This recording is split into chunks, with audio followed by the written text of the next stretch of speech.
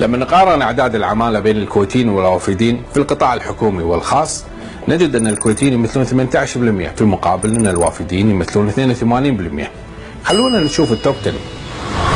في المركز العاشر سريلانكا بمجموع 25220 عامل. في المركز التاسع إيران بمجموع 26528. في المركز الثامن نيبال بمجموع 45044. في المركز السابع سوريا بمجموع 64521. في المركز السادس الفلبين بمجموع 79709. في المركز الخامس باكستان بمجموع 91011. المركز الرابع بنغلاديش بمجموع 151862. المركز الثالث الكويتيين بمجموع 351675.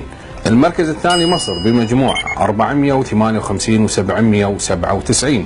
المركز الأول الهند بمجموع 542894. السؤال: هل هذا التوزيع طبيعي للعمالة في الكويت؟